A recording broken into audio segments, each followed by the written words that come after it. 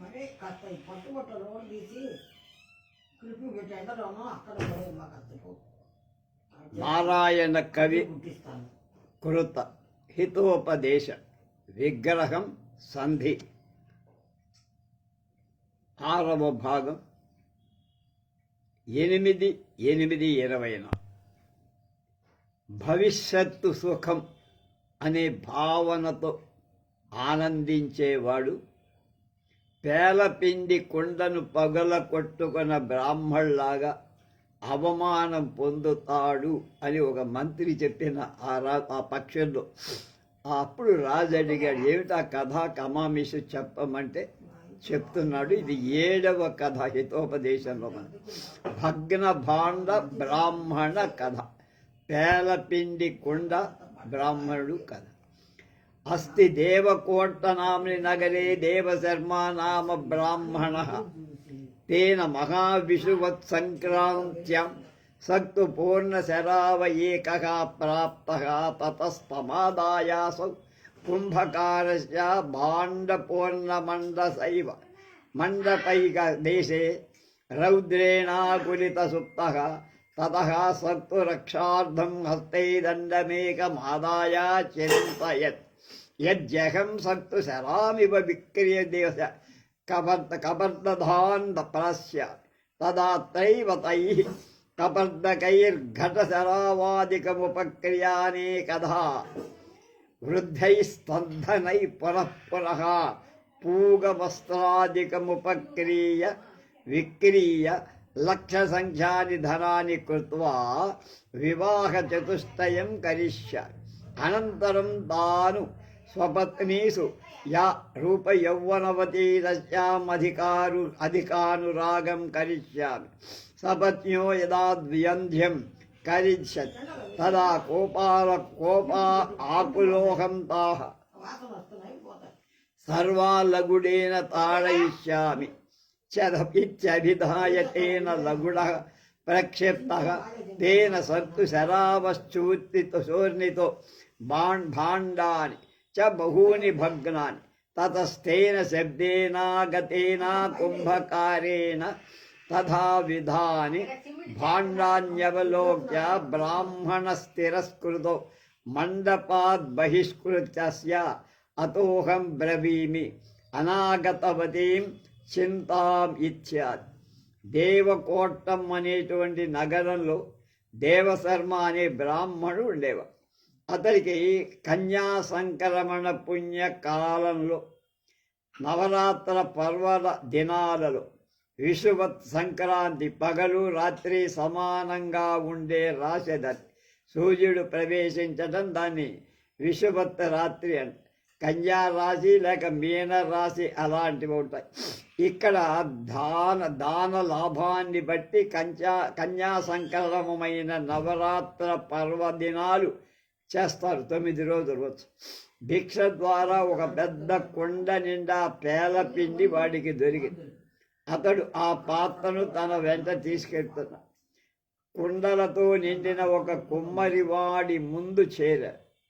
కుమ్మరిని అడిగి ఒక మూల తన పేలపిండి కుండ ఉంచాడు. పేలపిండి రక్షణకై ఒక కర్రను చేతితో ధరించాడు. ఎండలో తిరగటం వల్ల అలసినవాడై అక్కడే నిద్రపోయాడు. పేలపిండిని గూర్చి ఇలా ఆలోచించుకుంటున్నాడు. ఈ పేలపిండి పాత్ర అమ్మితే 10 రూపాయలు వస్తాయి. ఈ 10 రూపాయలతో మరికొన్ని పాత్రలు కొనటం అమ్మటం ద్వారా ధనాన్ని వృద్ధి చేస్తా. అలా వృద్ధి పొందిన ధనంతో ఒక్కలు వస్త్రాలు మొదలైన వాటి వ్యాపారం చేస్తా. దాని ద్వారా లక్షల ధనం సంపాదిస్తా. ఆ తర్వాత 4 పెళ్ళిళ్ళు చేసుకుంటా. ఆ భార్యలతో సొగసు వయసు అధికంగా ఉండేదాన్ని ఎక్కువగా ప్రేమిస్తా. నా భార్యలు ఎప్పుడైనా పొట్టాడితే నేను కోపంతో వాళ్ళనందరినీ ఈ కర్రతో కొడతానని ఆ తన్మయత్వంతో చేతిలో ఉన్న కర్రతో అక్కడి కొండలు పగలగొట్టేసి, అప్పుడు అతడి పేలపిండి కొండతో పాటు ఎన్నో కొండలు పగిలిపోయాయి. ఆ శబ్దం విని కుమ్మరి వచ్చాడు. ఇదంతా చూశాడు, బ్రాహ్మణుని తిట్టాడు. అక్కడి నుండి వెళ్ళగొట్టాడు.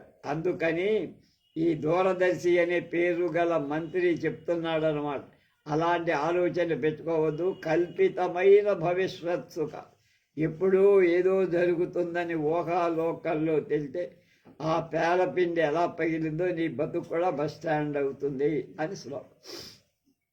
తతో రాజా రహసి గృధ్రమువాచ తాత యథా కర్తవ్యం తథోపదిశ గృధ్రో బ్రూతే మదోద్ధతస్య నృపతేః ప్రకీర్ణస్యేవ దంతినః గచ్చత్ ఉన్మార్గయాతస్య నేతారః ఖలు వాచ్యతాం శృణు దేవ కిమస్మాభిర్బలదర్పాద్ దుర్గం భగ్నం ఉత తవ ప్రతాపాధిష్ఠితేనోపాయ ఇది రాజాహ భవతాముపాయ. అప్పుడు రాజు చిత్రవర్ణుడు రహస్యంగా మంత్రి గారిని ఇలా అడిగాడు, నాయన ఇప్పుడు ఏం చెయ్యాలో చెప్పవయ్యా ఆలోచన అంటే ఆ ముసలి గద్ద ఇలా ఏనుగు మదించి గర్వించి విచ్చలవిడిగా దారి తెప్పి నడిస్తే ఆ దోషం లోక నింద మావటి వాడికే వస్తుంది, దాన్ని నడిపేవాడు కనుక. అలాగే ప్రభువు గర్వాంధుడై చెడ్డదారిలో ప్రవర్తిస్తే ఆ దోషం లోక నింద, ఆ దోషము లోక నింద మంత్రులకు వస్తుంది కనుక ఓ రాజా, మనం కోటను సైన్య బలం చేత భగ్నం చేశామా లేక తమ ప్రతాపంతో ఉపాయం చేతన అని అడిగాడు. మనం కోటను ఎలా భగ్నం చేశాము? మన సైన్యంతో ఉన్నదే మనకు 100 మంది, వాళ్ళతో చేశామా లేక మన ఉపాయంతో చేశాం? ప్రతాపంతో ఉపాయంతో చేశాం. తమ ఉపాయంతోనే అన్నాడు రాజు మంత్రి. గృధ్రో బ్రూతే యజ్జన్మధ్వజనం క్రియతే తదా స్వదేశే గమ్యత అన్యథా వర్షాకాలే ప్రాప్తే పునస్తుల్య బలేన విగ్రహే సత్యస్మాకం పరభూమిస్థానం స్వదేశ గమనమపి దుర్లభం భవిష్యత్ తత్సుఖశోభార్థం సందాయ గమ్యత దుర్గం భగ్నం కీర్తిశ్చ లబ్ధేవ మమ సమ్మతం తావదేతత్ యతః యో హి ధర్మం పురస్కృత్య హిత్వా భర్తుః ప్రియాప్రియ అప్రియాణ్యాః పద్యాని తేన రాజా సహాయవాన్. గద్ద ఇలా చెప్తాను, నా మాట విని మనం దేశం పోవటం మంచిదయ్యా. అలా చేయకపోతే వర్షాకాలం వస్తే సమాన బలుడైన శత్రువుతో మనకు యుద్ధం రావచ్చు. అలా వస్తే పరదేశంలో ఉండే మనకు స్వదేశం వెళ్ళటం కూడా కష్టము. అందుకేత సుఖము కీర్తి రెండు దొరికే విధంగా సంధి చేసుకొని పోదాం. కోట ధ్వంసం చేశాం, కీర్తి లభించినట్టే. ఇదే నా అభిప్రాయం. ఎందుకంటే పెద్దలు ఇలాంటి సందర్భంలో ఏం చెప్పారు? ఏ మంత్రి అయితే ధర్మం గురించి ప్రభువు యొక్క ప్రియాన్ని అప్రియాన్ని లక్ష్యం చేయక రాజుగారు మెచ్చుకుంటాడా మెచ్చుకోడా అని ఆలోచించకుండా అప్రియంగా ఉన్న రాజుకి అది బాధ కలిగించేదైనా మనసుకు నొచ్చేదైనా హితమైన దాన్ని ప్రభువుకి ఎవడు బోధిస్తాడు అతడే ప్రభువుకి సహాయకుడైన మంత్రి అవుతాడు. లేకపోతే వాడిని ముంచిన వాడు అవుతాడు. అన్యచ్చ అంతేకాదు, సుహృద్బలం తథా రాజ్యం ఆత్మానం కీర్తిమేవచ యుధి సందేహ దూరాస్తం కోహి కుర్యాదబాలిశః అపరంచ సంధిమిచ్చేచ్చమేనాపి నంది సందిగ్ధో విజయో యుధి నహి సంశయతుం కుర్యాత్ ఇచ్చువాచ బృహస్పతి అపి చ యుద్ధే వినాశో భవతి తదాచి ఉభయోరపి సుందోపసుందాం అన్యోన్యం నష్టౌ తుల్య బలౌ నకిం. రాజౌ ఉవాచ కథమేవ మంత్రి కథయు ఇప్పుడు మళ్ళా ఇంకో కథలోంచి కథ సరదా. అలాగే నాయన మహారాజా, తెలివి గలవాడెవడు యుద్ధంలో చిక్కుకొని మిత్రులను, సైన్యాన్ని, రాజ్యాన్ని, కీర్తిని, చివరకు తన జీవితాన్ని కూడా సంశయం అనే ఉయ్యాల్లో ఊపుకుంటూ కూర్చోడు. ఇంకా సంశయంగా ఉండే పని చెయ్యకూడదు, అనుమానంగా ఉండే పని చెయ్యదని బుద్ధికి బృహస్పతి చెప్తున్నాడు. ఏమని? అందుచేత యుద్ధంలో విజయం సందేహంగా ఉందనుకో, సమాన బలుడితో కూడా సంధి చేసుకోవాలి. అది లోకధర్మం. అలాగే ఒకప్పుడు యుద్ధంలో ఇద్దరికీ వినాశం సంభవిస్తుంది. ఎవడు గెలుస్తాడో ఎవడు చెప్పాలి.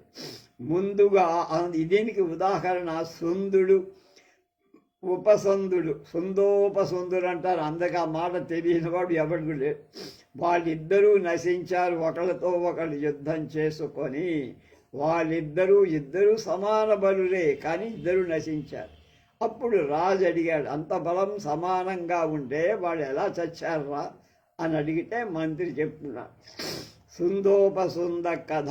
సుందుడు, వాడి తమ్ముడు ఉపసుందుడు. అది పురా దైత్యౌ సహోదరౌ సుందోపసుంద నామానౌ మహతా కాయక్లేయైన త్రైలోక్య రాజ్య కామనయా చిరా చంద్రశేఖరమారాధిత వంతం తతస్థయోర్భగవాన్ పరితుష్టః సన్ వరం వరయతం ఇత్యువాచ.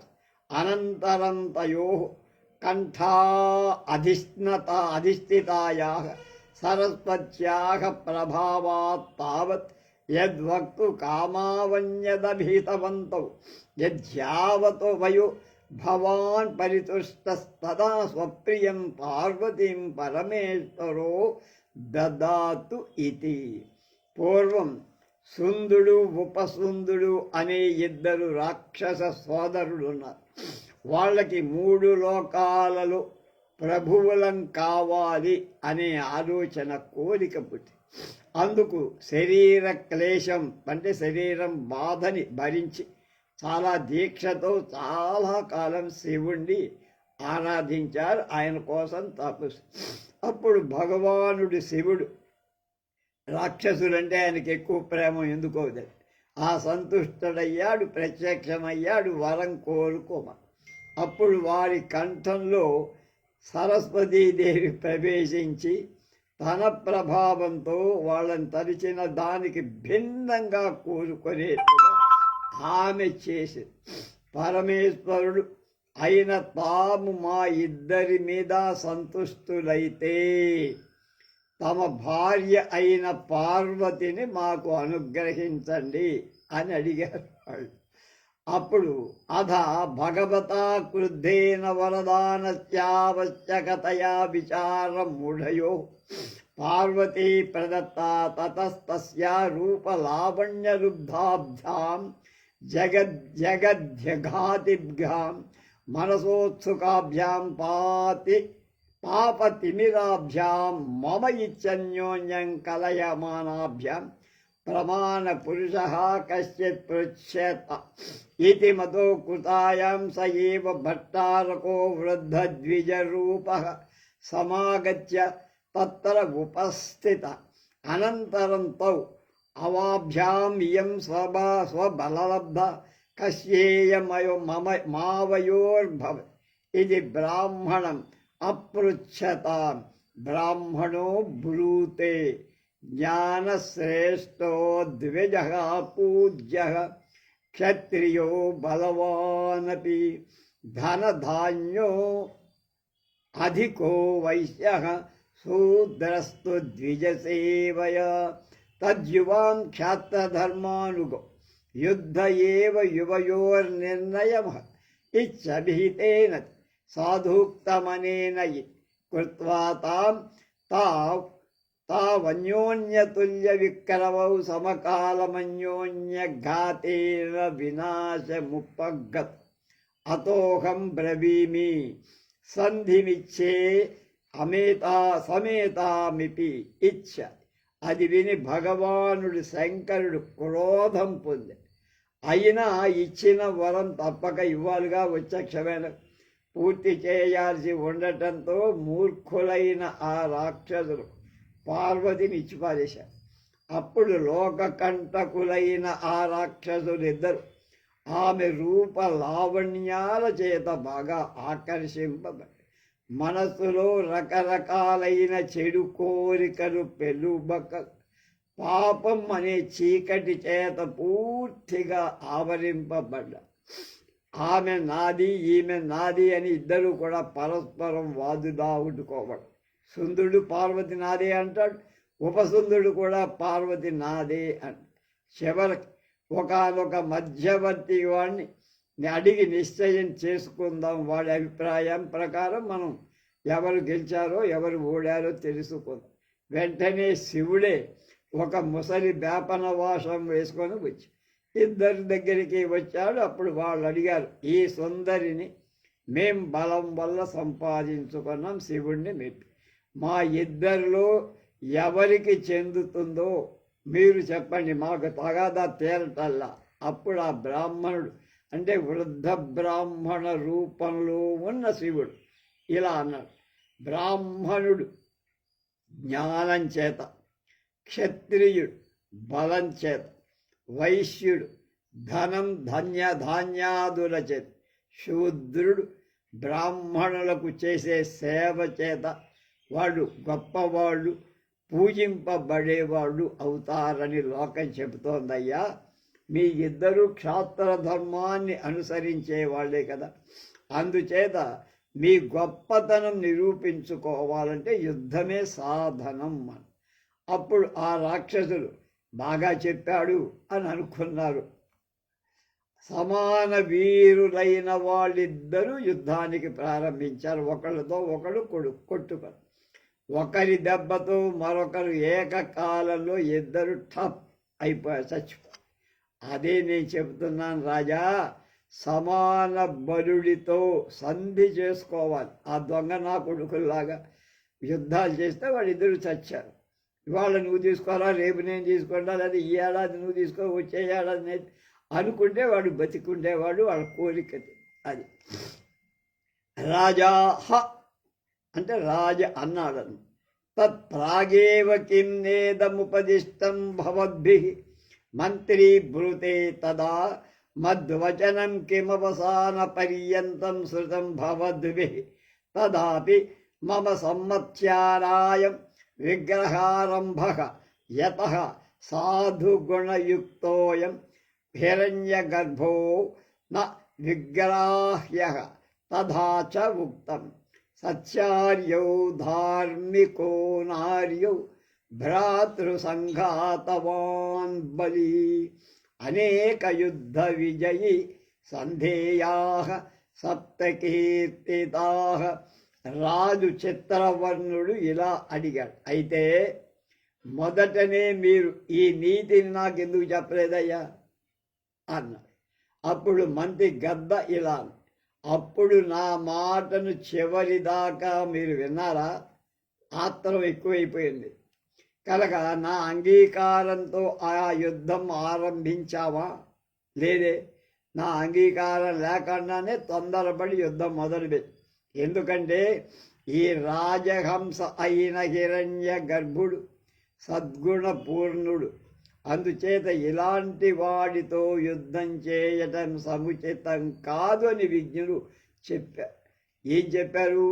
సత్యవాది, మంచి కులంలో పుట్టినవాడైన అర్హుడు, ధర్మంగా ఉండేవాడు, నీచ కులీనుడు అంటే అనార్యుడు, బహు సోదరులతో ఉన్నవాడు, అనేక మంది అన్నదమ్ములతో ఉన్నవాడు, బలవంతుడు, అనేక యుద్ధాలను జయించేనవాడు అనే ఈ 7 సంధి చేసుకోవాలి, కానీ వాళ్ళతో యుద్ధానికి వెళ్ళకూడదయ్యా అని పెద్దలు చెప్పారు, నేనన్న మాట కాదు అన్న.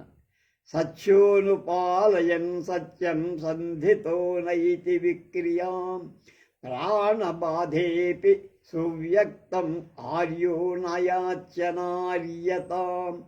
ధార్మికస్యాభియుక్తస్య సర్వ ఏవ హి యుజ్యతే ప్రజానురాగాద్ ధర్మాచ్చ దుఃఖోచ్ఛేద్యో హి ధార్మికః సంధిః కార్యోప్యనారణ్యేనార్యేణ సంధి కార్యోప్యనార్యేణ వినాశే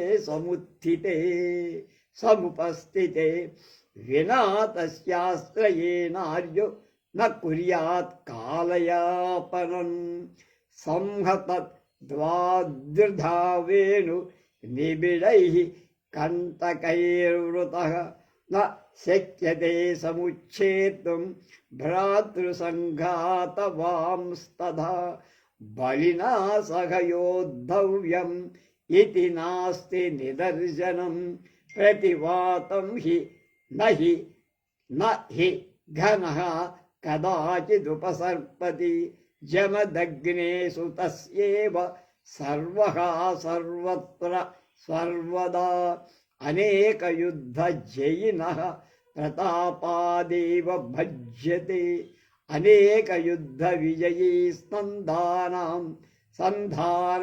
యస్య గచ్చతి తత్ప్రాతేపేన తస్యాశు వశమాయాంతి శత్రవః అత్ర తావద్ బహుభిర్గుణైః ఉపేతః సంధేయా సంధేయో యం రాజా ఇత్. అతడు ఇందాక చెప్పాం ఏడుగురు, ఆ ఏడుగురుతో యుద్ధం చేయకూడదు, వాళ్ళతో సంధి చేసుకోవాలి, నీకు నష్టం ఉండదు వాళ్ళకి నష్టం. ఎవరా ఏడుగురు చెప్తారు. సత్యవాది అయిన ప్రభు అంటే ఎప్పుడు నిజం మాట్లాడే రాదు, సత్యాన్ని పాలించేవాడు కనుక సంధి నియమాలను వాడు ఉల్లంఘించడు, చేసిన కట్టుబాటు ప్రకారం ప్రవర్తిస్తాడు. రెండు, ఆర్యుడు అంటే సత్కులీనుడు, మంచి కులంలో పుట్టిన, ప్రాణ సంకట స్థితిలో కూడా మంచి కులంలో పుట్టినవాడు నియమాన్ని దాటడు, అతిక్రమే. అందుకని వాడితో యుద్ధం చేయకూడదు, సంధి చేసుకోవాలి. అలాగే సత్యవాది సత్యాన్ని ప్రేమిస్తాడు, నిలబడతాడు, మాట తప్పడు కనుక వాడితో యుద్ధం చేసుకోకూడదు, వాడితో సంధే చేసుకోవాలి. మూడవది ధార్మికుడు అంటే ప్రజల యొక్క అనురాగం కలవాడు, ధర్మ మార్గంలో నడిచేవాడు, ప్రజలంతా వాడి పక్షంలోనే ఉంటారు. అందువల్ల వాణ్ణి జయించడం నీ వల్ల కాదు, నీ జేజమ్మ వల్ల కూడా కాదు. కనుక అలాంటి వాడితో సంధి చేసుకోవాలి, యుద్ధం చేసుకోకూడదు. నాలుగోది అనార్యుడు, నీచ కులంలో పుట్టిన ప్రభు. తనకు ఆపద వస్తే దుష్టుడు, నీచ వంశంలో పుట్టిన ప్రభువు అయినా సరే వాడితో సంధి చేసుకోవాలి. ఎందుకు అంటే వాడి సాయం లేకపోతే తన కాలం గడవదు. అందువల్ల తాను మనగడ సాగించలేడు. వాడిని ఎదుర్కొన్నావనుకో, వాడు ఎదురు తిరిగితే నీ పని ఆఖరు. అందుకని వాడిని నీవు దగ్గరికి తీసుకోవాలి, దాని అర్థం. 5, సోదర సంఘాయుతుడు అంటే వెదురు పొదతో సమానం అన్నట్టు. అనేకాలైన వెదుళ్ళ ముళ్ళతో ఆవరించి దట్టంగా దుర్భేద్యంగా ఉంటాయి. ఆ వెదురు పొదలో వెళ్ళటం తప్ప అక్కడ పాములు కూడా ఉంటాయి. అందువల్ల అలాంటి వాణ్ణి జయించడం కష్టం. అంటే ఎక్కువ మంది సోదరులు ఉంటారు, దాని అర్థం కూడా అది. ఇక 6వది బలవంతుడు. బలవంతుడితేనూ యుద్ధం చెయ్యాలి అనే దృష్టాంతం ఎక్కడా లేదయ్యా. మేఘం గాలికి ఎదురెక్కి ఎప్పుడూ పోదు. అందుచేత గాలి వీస్తే ఆ గాలి దానికి ఎదురుగా వెళ్లకుండా వాలుగా వెళ్తుంది మేఘం. దానికి కూడా తెలుసు. అందుకని బలవంతుడితో యుద్ధం చేయకూడదు నాయన, సంధి చేసుకోవాలి. 7, అనేక యుద్ధ విజయం అంటే అనేక యుద్ధంలో విజయాలు సాధించిన వాడితో సంధి చేసుకోవాలి. మళ్ళా వాడి యుద్ధంలో దింపావా నీ కొంపకొద్దేరావు కనుక జమదగ్ని కొడుకు పరశురాముడిలాగా అనేక యుద్ధాలలో విజయం సాధించిన వాడి సంధి చేసుకుంటే అతడి ప్రతాపం వల్లనే నీకు లోబడతారు. అలాగే అనేక యుద్ధ విజయి అంటే యుద్ధాల్లో జయించిన ప్రభువుతో సంధి చేసుకున్న ప్రభువుకు ఆ సంధానిత ప్రభు ప్రభావం వల్లని మిగిలిన శత్రువులంతా లోబడు. వీడిని చూసి మిగతా వాళ్ళంతా యుద్ధం చేయకుండా ఎవరికైతే స్నేహం చేశాడో వాడికి లోబడిపోతారు మిగతా. కనుక ప్రస్తుతం రాజహంస అయిన ఆ హిరణ్య గర్భుడు బహువిధ సద్గుణాలు ఉన్నవాడు. అందువల్ల అతడు సంధికి అర్హుడు. అతనితో సంధి చేసుకోవడం మంచిది. చేయకలుపు తెల్ల జెండా ఎగురి అన్న చక్రవాకో వద ప్రణిధే సర్వం అవగతం వ్రజ పునరాగమిష్యత్ అధ రాజా హిరణ్య గర్భ చక్రవాకం స్పృష్టవాన్ మంత్రిన్ అసంద్రేయా కతి తాన్ శ్రోతుమిచ్చామి మంత్రీ బ్రూతే దేవా కథయామి శృణు బాలో వృద్ధో దీర్ఘరోగి తథాజ్ఞాతి బహిష్కృతః భీరుకో భీరుకజనో లుబ్ధో లుబ్ధజనస్తథా విరక్త ప్రకృతిశ్చైవ విషయేష్వతి శక్తిమాన్ అనేక చిత్రభ్రంతస్తు దేవా బ్రాహ్మణ నిందకః దైవోపహతకశ్చైవ తథా దైవపరాయణః దుర్భిక్షవ్యసనోపేతో బలవస్యన సంకులః ఆదేశస్థో బహురిపుర్యుక్తః కాలేన యశ్చన సత్యధర్మవ్యపేతశ్చ వింశతిః పురుషాయిని ఏతైః సంధిం న కుర్వీత విగృహణీయాత్తు కేవలం ఏతే విగృహ్యమాణా హి క్షిప్రం యాంతి రిపోర్వశం.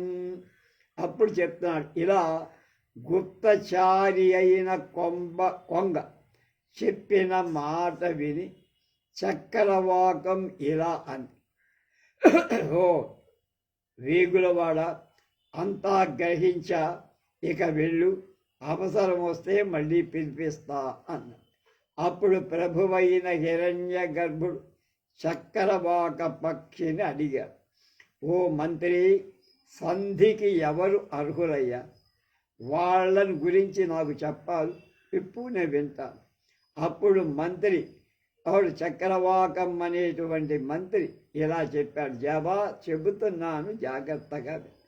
బాలుడు, వృద్ధుడు, బాగా చాలా కాలం రోగంతో పీడింపబడుతున్నవాడు, కులం వాళ్ళ చేత వెలివేయబడ్డవాడు, పిరికివాడు, పిరికి వాళ్ళైన సైనికులు కలవాడు అంటే రాదు, లోభి డబ్బు చేపనివాడు, లోభులైన సైనికుడు, మంత్రులు మొదలైన పరివారం కలవాడు, ప్రేమ లేని ప్రజలు కలవాడు. రాజును ప్రేమించాలి ప్రజలు, కానీ రాజు మీద ప్రేమ లేకపోతే అలాంటి ప్రజలు కలవాడు. శంఖాది విషయదాసుడు, అలాగే శబ్దాది విషయదాసుడు. కనుక ఏదో దానికి దాసుడైపోవడం బలహీనత. చపల చిత్తులైన మంత్రులు కలవాడు, మంత్రులకి స్థిరమైన ఆలోచన లేని మంత్రులు ఉన్నవాడు. దేవతలను బ్రాహ్మణులను నిందించేవాడు, దురదృష్టవంతుడు, అధీనుడు, ఇతరుల మీద ఆధారపడి ఉండే, కరువు మొదలైన ఆపదలలో చిక్కుకొన్నవాడు, సైనిక వ్యసనాలు అంటే సైనికుల తిరుగుబాటు మొదలైన బాధలలో చిక్కుకొన్నవాడు, పరదేశంలో ఉండేవాడు. రాజు ఎక్కడ పరిపాలిస్తున్నాడో అక్కడే ఉండాలి, ఇంకో చోట నుంచి పరిపాలిస్తానంటే కుదరదు. శత్రువులు ఎక్కువగా ఉండేవాడు, కాలాన్ని బట్టి ప్రవర్తిల్లనివాడు, సత్యాన్ని ధర్మాన్ని అనుసరించనివాడు. ఈ 20 విధాలైన వాడు సంధికి వాడు అయోగ్యులు. వాళ్ళతో సంధి చేసుకున్నా ఒకటే, చేసుకోకపోయి. కనుక వీళ్ళతో ఎలాంటి పరిస్థితిలో సంధి చేసుకోకూడదు. వాళ్ళ వల్ల నీకేం ఉపయోగం?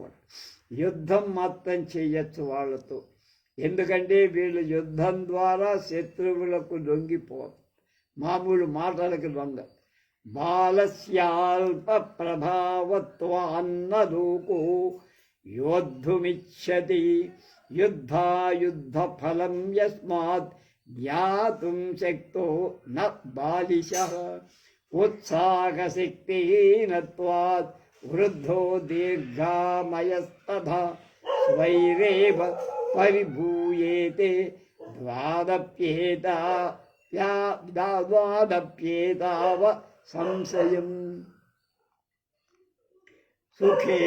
సుఖోచ్ఛేద్యో హి భవతి సర్వజ్ఞాతి బహిష్కృతః త ఏవైనం వినిఘ్నంతి జ్ఞాతయ స్వాత్మసాత్కృతాః భేరురుజ్జ పరిత్యాగాత్ స్వయమేవ ప్రణశ్యతి తథైవ భీరు పురుషః సంగ్రామే తైర్విముచ్యతే లుబ్ధస్యాసం విభాగిత్వా న యుధ్యంతే అనుజీవనః లుబ్ధానుజీవితేరైవ దాసభిన్నైర్నిహన్యతే సంతజ్యతే ప్రకృతిభిర్విరక్త ప్రకృతిర్యుధి సుఖాభియోజ్యో భవతి విషయేష్వతి శక్తిమాన్. ఈ పై 20 రకాల వాళ్ళు ఎందుకు సంధికి అయోగ్యులో కారణంతో చెప్తున్నారు. ఇందాక అలాంటి వాడు పనికిరానన్నాడు. ఎందుకు పనికిరావు ఇప్పుడు కారణాలు చెప్తారు. ప్రభువు బాలుడైతే అంటే పసివాడైతే, లేదా తెలియని వాడు అజ్ఞాని, మంత్రుల ప్రభావం, సేనాధుల ప్రభావం వాళ్ళపై అల్పంగా ఉంటుంది.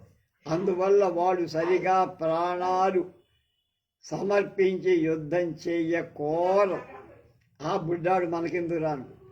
ఈ బాలుడైన ప్రభు రాజనీతి జ్ఞాన మూర్ఖుడు, బాలిసుడు అంటారు మూర్ఖుడు. అలా ఉంటే యుద్ధ ఫలం కానీ అయుద్ధ ఫలం కానీ చక్కగా గ్రహింపలేదు. యుద్ధం చేస్తే వచ్చే లాభం ఏమిటో, చెయ్యకపోతే వచ్చే లాభం ఏమిటో ఆ చిన్న కుర్రాడికి తెలియదు. అందుకని వాడితో సంధి తప్ప సంధి చేసుకోకూడదు. 2 వృద్ధుడు, 2, 3 వృద్ధుడు దీర్ఘ రోగి అయిన ప్రభువుల మానసిక ఉత్సాహం కానీ శారీరక బలం కానీ అంతగా ఉండదు. అందువల్ల వీళ్ళిద్దరూ తమ వారి వల్లనే పరిభవింపబడతారు. తమ వాళ్ళే వాడివి ఎద్దేవా చేస్తారు. అందులో ఏం సందేహం. 4వ వాడు సోదరాది అంటే సోదరుడు మొదలైన జాతీయులు అందరి చేత, అన్నదమ్ములందరూ ఎవడైనా తమలో ఒకరిని బహిష్కరిస్తే వాడు బలం లేనట్టే కదా. కనుక అలా బహిష్కృతుడైన ప్రభువును తేలిగ్గా జయించవచ్చు. ఎందుకంటే అతని పక్షంలో ఉండే సజాతి బంధువులే వాడిని నాశనం చేస్తారు కనుక. అలాగే 5, 6 పిరికివాడైన ప్రభు యుద్ధం వదిలి పారిపోవటంలో స్వయంగానే వాడే చచ్చిపోతారు, భయపడి పారిపోతారు. అలా పిరికి వాళ్ళైతే వీడు రాజు పిరికి వాళ్ళైతే మంత్రులు తక్కువ, వాళ్ళు కూడా మంత్రులు సైనికులు కూడా ప్రభువుకు ప్రభువు వాళ్ళకే లొంగిపోతారు. తన మంత్రికే తన సైన్యాధిపతికే లొంగిపోతారు. ఎందుకంటే యుద్ధంలో ఆ పిరికి వాళ్ళంతా ప్రభువును వదిలి పారిపోతారు కనుక యుద్ధం చేయరు వాళ్ళు. 7, 8 ప్రభువు లోభి అయి సైనికులకు వాళ్ళ పరాక్రమాదులకు తగినట్లుగా పారితోషికాలు జీతాలు ఇవ్వకపోతే ఆ సైనికులు సరిగ్గా యుద్ధం చెయ్య. ఇక సేవకులు లోభులు ఆశ కలవాళ్ళైతే శత్రువుల వల్ల లంచం పొందుతారు, వీళ్ళని లోపరుచుకుంటారు. ఈ రాజుకు వీళ్ళు వెన్నుపోటు పొడుస్తారు కనుక తమ ప్రభువును తామే ఓడిస్తారు, చివరి కావాలంటే చంపేస్తారు. 9, 10 అమాత్య సైనిక సేవక ప్రకృతి ప్రేమకు దూరమైన ప్రభు అంటే తన మంత్రుల మీద, సైన్యం మీద, తనకు సేవ చేసేటువంటి భటుల మీద ప్రకృతి ప్రేమకు దూరమైతే అలాంటి రాజు వాళ్ళందరి చేత వదిలివేయబడతాడు, ఒంటరి వాడవుతాడు. వాడిని సంధ్యకల్లా వాడు దెబ్బ కొడితే చేస్తారు. కనుక ఇక ఆ విషయ అతిశక్తి, శత్రువుల యొక్క ప్రవర్తన, లేకపోతే ఆడవాళ్ళంటే ఒక రకమైన మూసు ఉన్న వాళ్ళని కూడా వాళ్ళతో సంధి కాదు, కొట్టవుతారు మారే అన్న. అనేక చిత్తమంత్రస్తు ద్వేష్యో భవతి మంత్రిణాం అనవస్థిత చిత్తత్వాత్ కార్యతః స ఉపేక్షతే సదా ధర్మ బలీయస్వాద్దేవ బ్రాహ్మణ నిందకః విశీర్యతే స్వయం కేశ దైవోపహతకస్తథా సంపత్తేశ్చ విపత్తేశ్చ దైవమేన హి కారణం ఇతి దైవపరోధ్యాస ఆత్మనా విశిష్టే న విచేష్టతే దుర్భిక్షవ్యసనీ చైవ స్వయమేవ విషీదతి బలవ్యసనకసక్తస్య యోద్ధుం శక్తిర్న జాయతే అదేశస్థో హి రిపుణా స్వల్పకేనాపి హన్యతే గ్రాహోల్పీయానభిజ్యతే గజేంద్రం అపకర్షతి. అనేక విధాలైన ఆలోచనలు ఉన్నవాడు 11వ వాడు చెప్తున్నాడు. అంటే చపల చిత్, ఆయన రాజు మంత్రుల చేత ద్వేషింపబడి వీళ్ళంటే మన మాట ఎందుకు మన వాడికి చెప్పడం అనికి వాళ్ళు ఏం పట్టించుకోవాలి. అలాంటి రాజును తేలిగ్గా జయించు. కనుక చాంచల్యం వల్లనే యుద్ధాదులు అతడు అమాత్యాది ప్రజలకు ఉపేక్ష లైట్ తీసుకోమంటారే అలా లైట్ తీసుకుంటారు. 12 దేవతలను బ్రాహ్మణులు దూషించేవాడు తన పాపం వల్లనే స్వయంగా వాడంతకు వాడి నాశనం అయ్యి, ఇక దైవం చేత వేరు చేయబడ్డాడు, ఉపేక్ష చేయబడ్డవాడు దైవోపహత్ అంటే దురదృష్టవత్. పూర్వకర్మ ఫలంగా ఏ పని వాడు చేసినా కనిసి రాదు కనుక వాణ్ణి జయించడం తేలిక, వాడితో సంధక్కర్లా. 14 దైవపరుడైన ప్రభువు సంపదలను ఆపదలను ఇచ్చేది దైవం అని ఆలోచిస్తూ స్వయంగా ఏ ప్రయత్నం చెయ్యకుండా హాయిగా నిమ్మకు నీరెత్తి కూర్చోండి. అందువల్ల వాడు శత్రురాజు వస్తాడు, తలకాయ పొగలు కొడతాడు, వాళ్ళ రాజ్యాన్ని ఆక్రమి, వాడితో సంధి పనక్కల కొట్టవతల భార్య. 15 కరువులో చిక్కిన ప్రభు వాడికి ఒక పక్క ఆహార పదార్థాలు దొరకవు, నీళ్లు దొరకవు, సంపత్తు ఉండదు, అలాంటివి ఉంటారు. వాడు చాలా దుఃఖంలో ఉంటాడు. ఇక ఆపదలో ఉండే సైన్యం వాడు ప్రభువు పట్ల విశ్వాసం చూపలేరు. యుద్ధం వస్తే శక్తి సామర్థ్యాలు ప్రదర్శించరు. అనవసరం మనం యుద్ధం చేయడం, చావడం ఎందుకు అని పారిపోతారు. అలాంటి వాళ్ళు ఉన్న రాజుని జయించాలి, కానీ వాడితో సంధక్కర్ల. 17 అప్రదేశం లేక చెడ్డ ప్రదేశంలో ఉండే ప్రభువును శత్రువుడు సులభంగా జయిస్తాడు. వాడికి అనువు కాని చోట రాజు ఉంటే తేలిగా చచ్చిపో. అంటే నీటిలో ఉండే ఏనుగు కూడా చిన్న మొసలి చేత లాగబడి గజేంద్ర మోక్షం చూశాం కనుక అలా. బహుశత్రుస్తు సంతస్త శేన మధ్యే కపోతవత్ ఏ నైవ గచ్చతి పదాతే నైవాసు విపజ్యతే అకాలయుక్తస్థైనశ్చైన్యస్తు హన్యతే కాలయోధిన కౌశికేన హతజ్యోతి నిషేధ ఇవ వాయసః సత్యధర్మవ్యపేతేన సంధ్యధ్యాన్న కదాచన స సంధితోప్యసాధుత్వాత్ అచిరాధ్యాతి విక్రియాం ఇంకా 18వ రకం, శత్రువులు అనేకాలుగా ఉన్న రాజు అనేక చిక్కుల మధ్య ఉంటాడు. వాడి చుట్టూ శత్రువులు అయితే వాడు ఎటు పోతాడు, ఎటు పోడు, కనుక వాణ్ణి తేలిగ్గా చంపేస్తాడు. అప్పుడు ఎప్పుడు భయంతో ఉంటాడు కనుక వాణ్ణి మీద యుద్ధం చేసేవాడు తేలిగ్గా వాడిని చంపేయగలడు. వాడితో సంధి చేసుకోవాల్సిన పని. ఏ దిక్కుగా వాడు పారిపోయినా ఆ దిక్కులో వాడికి శత్రువులు ఉంటారు, లేకపోతారు. 19, సమయాన్ని గుర్తించకుండా శత్రువుపై సైన్యంతో విరుచుకుపోతారు. కనుక వాళ్ళకి అనుకూలంగా ఉందా, కష్టంగా ఉందా? నెపోలియన్ కూడా ఇలాంటి యుద్ధాలు చేసి వాటర్లూ అనే యుద్ధంలో ఓడిపోయాడు. వాడు ఎక్కడికి వెళ్ళాడు? రష్యాలో మంచు ప్రదేశంలో యుద్ధం చేయటానికి వెళ్ళాడు. వాళ్ళకి సైన్యానికి వీళ్ళంతా అక్కడ ఉండే గ్రీకు దగ్గర ఉన్నవాడు. వాళ్ళకి ఆ యుద్ధం చేయటం రాదు. ఆ చలిలో వాటిలో చచ్చిపోయారు. మొత్తం అంతా వాటర్లూ అంటే వాడు పూర్తిగా ఎన్నో యుద్ధాలు జయించిన వాడు ఆ యుద్ధం ఓడిపోయాడు.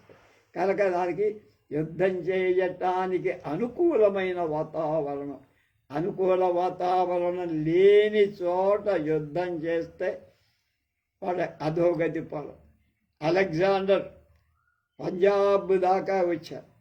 చీనా నది దాటి ఇటు పాటలీపుత్రం వైపు రావాలనుకుని అక్కడ రాజు అంబి అనేవాడు సహాయం చేస్తానన్నాడు. పురుషోత్తముడనే రాజు, నేను నీకు లొంగి ఉండనరా, నేను యుద్ధమే చేస్తాను. ఆయన దగ్గర ఉన్న ఈ ఏనుగుల బలం కొన్ని వేల ఏనుగులు. వాటిని చూసి వాడికి టార్గెట్.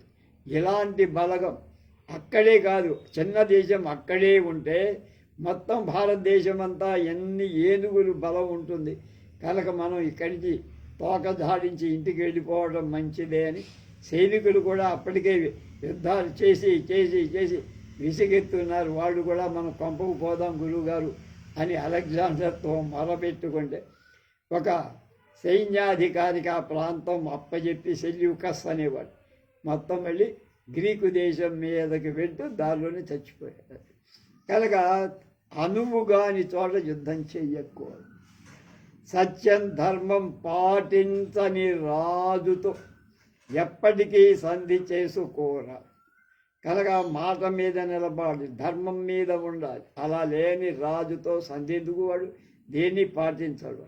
కనుక దుష్టుడు అవటంతో సంధి చేసుకున్న త్వరలోనే సంధిని అతిక్రమిస్తాడు. మన పాకిస్తాన్, చైనాలో అపరమపి కథయామి సంధి విగ్రహయాన ఆసన సంశయ ద్వైధీభావా షాడ్గుణ్యం కర్మణాం ఆరంభోపాయ పురుషద్రవ్య సంప్రత్ దేశకాల విభాగ వినిపాత ప్రతీకార కార్యసిద్ధిశ్చ పంచాంగో మంత్ర సామదాన భేద దండశ్చత్వార ఉపాయా ఉత్సాహశక్తి మంత్రశక్తి ప్రభుశక్తి చేతిశక్తిత్రయం ఏతత్సర్వమాలోచ్య నిత్యం విజిగీషయో భవంతి మహాంతః యతః యాహి ప్రాణపరిత్యాగమూల్యేనాపి న లభ్యతే సా శ్రీర్నీతివిదం పశ్య చంచలాపి ప్రభావతి తథాచ్వం విత్తం సదా యశ్చ సమం విభక్తం గూఢశ్చరః సన్నిభృతశ్చ మంత్ర నచా ప్రియం ప్రాణిషు యో బ్రవీతి ససాగరాంతాం పృథివీం ప్రశాస్తి. ఇంకా చెబుతా వినవయ్యా. రాజనీతి 6 గుణాలు కలవాడై ఉండాలి, చెయ్యాలండి. 6 లక్షణాలు ఏమిటి? సంధి, శత్రువులతో సంధి చేసుకోవడం తెలియాలి. విగ్రహం, కొన్ని ప్రయత్నాలు విఫలమైతే యుద్ధం చేయాలి. యానం, ప్రయాణం 2 విధాలు. 1 శత్రువులపై దాడి చేయడం, 2 తన బలం తక్కువగా ఉంటే ఆత్మరక్షణ కోసం ఆ దుర్గం వదిలేసి ఇంకొక సురక్షితమైన స్థానానికి వెళ్ళడం, ప్రయాణం చేయాలి. ఆసనం, దుర్గంలో ఉండి శత్రువులపై దాడికి ఎదురు చూడటం. సంశ్రయం, బలవంతుణ్ణి ఆశ్రయం, తనకంటే బలమైన వాడిని తో స్నేహం చేసి వాణ్ణి ఆశ్రయించి తనకు శత్రువుగా ఉండేవాడి మీద పడతప్పదు. ద్వైదివీ భావం, రెండు భావాలతో మెలగదు. అంటే శత్రువు ఎడ ఒక విధంగా లోపల ఇంకొక విధంగా, పైకి ఇంకొక విధంగా, లోపలము వాడి మీద ఇష్టం లేదు, పైనము ఇష్టం ఉన్నట్టున్నది. యంత్రాంగాలు మంత్రాంగాలు ఇవి 5 రకాలుగా ఉంటాయి అబ్బాయి. వాటి పేర్లు ఇవి: కార్యలోభ అపాయం, కార్యాన్ని మొదలుపెట్టే ఉపాయం. 2 పురుష ద్రవ్య సంపద, సహాయ పురుష సమృద్ధి, ధన సమృద్ధి. దేశకాల విభాగం, ఏ స్థలంలో ఏ సమయంలో పని ఎలా మొదలు పెట్టాలో విభజించి గుర్తించడం. వినిపాత ప్రతీకారం, మధ్యలో ఏదైనా ఆపద కలిగింది దానికి ప్రతీకారం ఆలోచన చేయడం. 5 కార్యసిద్ధి, కార్యంలో తను జయం సిద్ధిని పొందడం. 4 ఉపాయాలు ఏమిటి? సామ దాన భేద దండ మనకు తెలుసు. అలాగే 3 శక్తులు: ఉత్సాహ శక్తి, మంత్రశక్తి, ప్రభు శక్తి. మంత్రం అంటే ఆలోచన. మహితాత్ములైన ప్రజభులు ఇవన్నీ ఆలోచిస్తారు. ఆ తర్వాతే శత్రువులను జయించాలనుకుంటారు. ఏ రాజ్యలక్ష్మి ప్రాణ పరిత్యాగ రూపమైన మూల్యం వల్ల లభింపదు. అలాంటి రాజ్యలక్ష్మి చంచల గుణం కలదైన రాజనీతిజ్ఞుడైన ప్రభువు వద్దకు పరిగెత్తుకుంటూ వస్తుంది. అలాగే విజ్ఞులు ఏం చెప్పారు? ఏ ప్రభువు తన డబ్బుని వాళ్ళ యోగ్యతను బట్టి మంత్రులు, సైనికులు మొదలైన వాళ్ళకి పారితోషికంగా బహుమానంగా ఇస్తాడు. ఎవడి వేగులు అంటే రహస్య సమాచారాన్ని తెలుసుకునేవాడు రహస్యం బయటికి పొక్కనివ్వరు. ఎవడు ఏ ప్రాణి ఎడ కటువుగా భాషింపడు అంటే కర్కశంగా మాట్లాడడు. అలాంటి ప్రభువు సముద్ర పర్యంత భూమిని పరిపాలి. వాడికి ఇక్కడ లొంగని భూమి ఉండదు. 4 సముద్రాల మధ్య మొత్తం ప్రదేశాన్నంతా ఆక్రమించి పాలిస్తుంది. మిగతా విషయాలు రేపు.